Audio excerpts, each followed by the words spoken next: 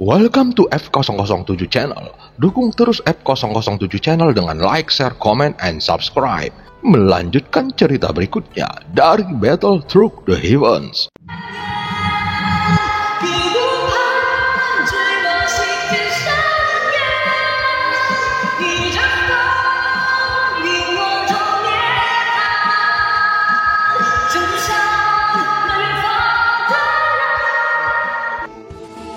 Selamat beraktivitas dan terima kasih atas dukungannya selama ini. Semoga semua sobat F007 selalu diberikan kesehatan dan rezeki yang berlimpah. Amin ya robbal alamin. Pada part sebelumnya, setelah menggunakan tanda Master Jahat, Xiaoyan akhirnya bisa mendeteksi keberadaan avatar Master Jahat. Walaupun sudah menggunakan kekuatan avatar dewa asli, Xiaoyan masih kewalahan saat menghadapinya, yang membuat tubuhnya mendapatkan luka yang dalam. Metode pertahanan makhluk setinggi 6 kaki yang seperti serangga ini sangat kuat. Begitu juga dengan metode serangannya yang mengandalkan kekuatan angin. Sepertinya avatar Master Jahat ini bisa menghancurkan serangannya dengan mudah. Saat ini mata Xiaoyan menjadi lebih serius. Meskipun sebelumnya makhluk itu terus menghindar, itu lebih karena ketakutannya secara naluriah pada Xiaoyan. Hal itu bukan berarti bahwa avatar ini lemah. Saat berikutnya, 7 langkah dewa pembunuh Xiaoyan langsung menderu ke arahnya lagi. Kekuatan jejak kaki yang kokoh ini sungguh menakjubkan, tetapi nasibnya sama dengan jari kehancuran sebelumnya. Dan tampaknya sama sekali tidak dapat bersaing dengan kekuatan angin. Sehingga 7 langkah dewa pembunuh akhirnya hancur dan menghilang. Setelah saling berganti pukulan, Xiaoyan akhirnya mengerti avatar Master Jahat lebih kuat dibandingkan dengan dirinya dan tubuh fisiknya tidaklah lemah.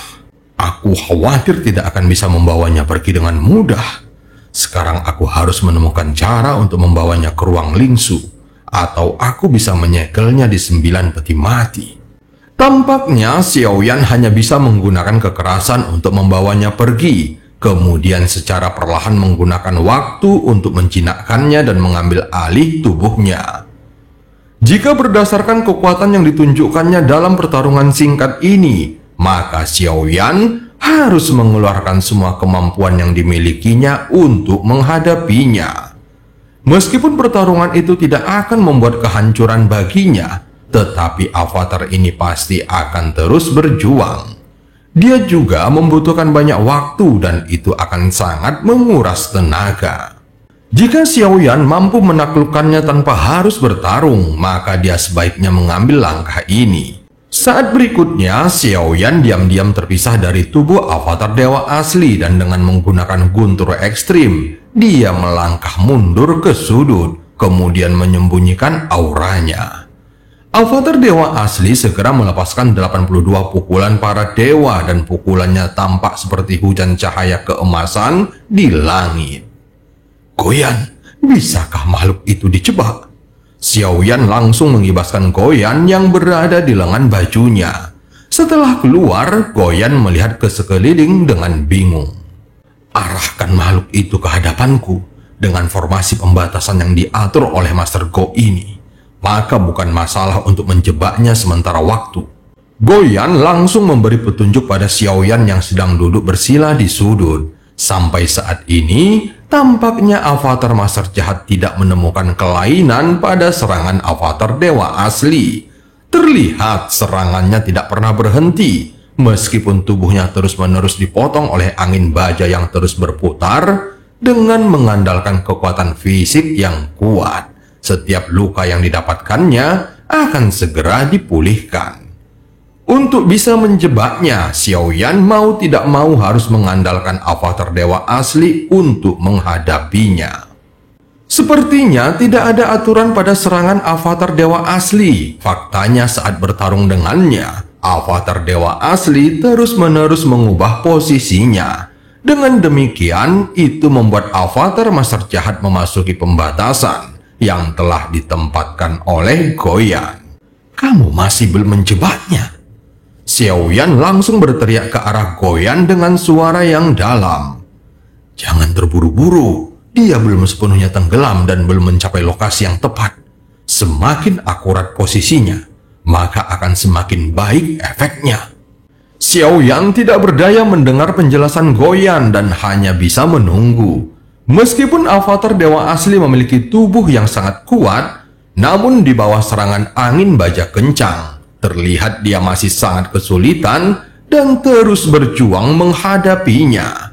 Xiaoyan khawatir avatar master jahat akan mengetahui petunjuknya. Bagaimanapun, Xiaoyan masih tidak mengungkapkan kartu trupnya. Begitu juga dengan avatar master jahat ini, juga belum mengungkapkan kartu trupnya. Dengan kekuatan Xiaoyan saat ini, mungkin satu-satunya cara untuk bisa mengalahkannya hanya dengan mengeluarkan seluruh kekuatannya. Hanya dengan begitu, dia baru bisa bertarung dengannya.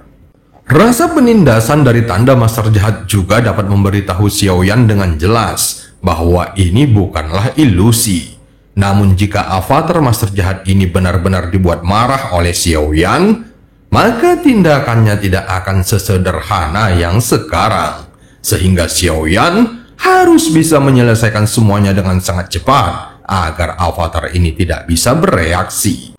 Hal yang paling penting adalah Xiaoyan tidak yakin apakah bisa memasukkannya ke dalam ruang lingsu. Sejauh ini, meskipun glasir darah raksasa dan kaki daji bukanlah monster alam reruntuhan, namun mereka bisa dimasukkan ke dalam ruang lingsu. Hal ini cukup untuk membuktikan, selama dia mencapai tingkat kekuatan tertentu, maka dia bisa melakukannya. Tidak ada keraguan tentang kekuatan avatar master jahat ini. Aku khawatir makhluk ini tidak lagi berada di ranah keabadian kaisar. Di bawah permainan avatar dewa asli, pada akhirnya avatar master jahat itu memasuki pembatasan yang dibuat oleh Goyan.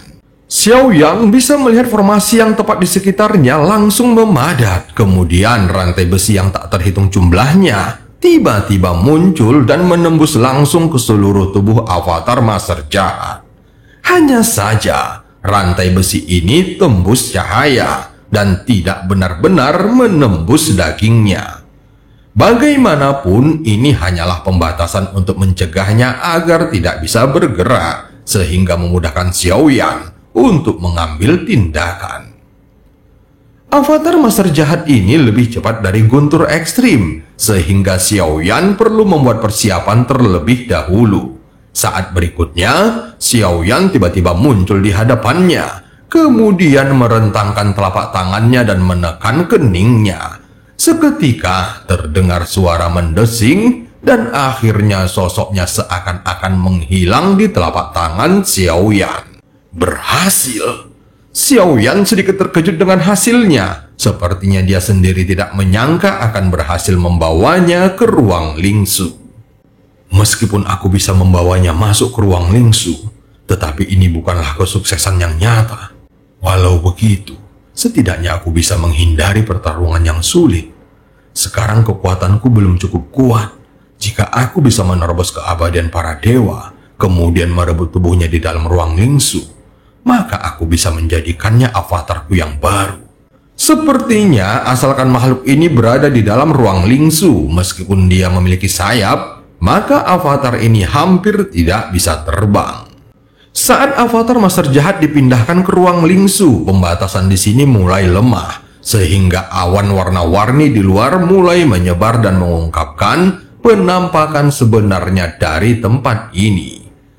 Dikelilingi oleh vegetasi yang subur, seekor kumbang besar tiba-tiba terbang di atas kepala Xiaoyan. Bagaimanapun, tempat ini juga dikenal sebagai lembah serangga.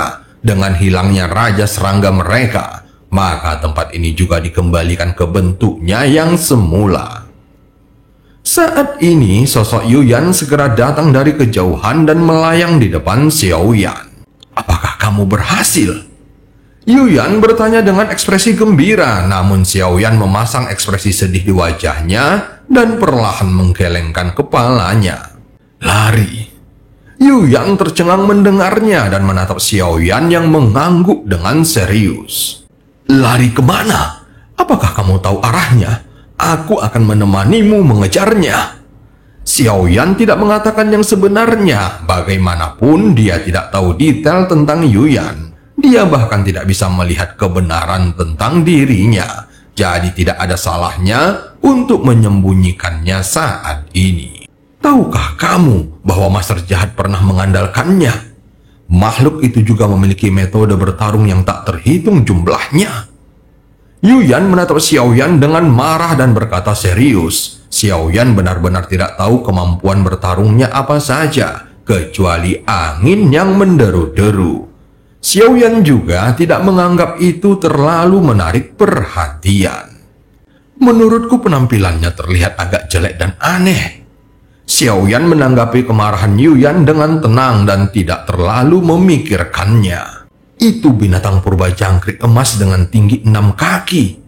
Makhluk itu menelan segala sesuatu yang ada di depannya, dan untuk sementara dapat memperoleh kemampuan bertarung siapa saja yang ditelannya. Bahkan Master Jahat sangat menghargai kemampuannya, dan kamu benar-benar membiarkannya kabur." Yuyan sangat marah yang membuat Xiaoyan tersenyum pahit. Namun di dalam hati, dia diam-diam merasa takut. Jika Yuyan tidak menyebutkan kemampuan ini, maka dia mungkin akan salah bertindak. Sehingga dia harus berhasil merebut tubuhnya di ruang lingsu. Kalau tidak, maka dengan kemampuannya yang sangat menakutkan, mustahil bisa melarikan diri begitu saja. Sehingga Xiaoyan menjadi lebih lega karena telah melakukan tindakan yang tepat. Aku tidak akan banyak bicara lagi tentang hal ini. Meskipun tidak ada lagi avatar dari Master Jahat, tetapi selir juga bisa menemani suamiku mencari tubuh fisik lain untuk dijadikan avatar. Yuyan langsung menatap Xiaoyan dengan penuh harap.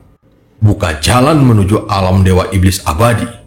Yuyan ingin memiliki kesempatan sebanyak mungkin untuk berduaan dengan Xiaoyan, tetapi Xiaoyan sama sekali tidak memberinya kesempatan, dan setelah beberapa saat, celah muncul di kehampaan. Tanpa banyak bicara lagi, Xiaoyan langsung tenggelam ke dalam celah dan sambil tersenyum pahit, Yuyan segera mengikutinya. Dan cerita pun berakhir. Sampai ketemu di part selanjutnya.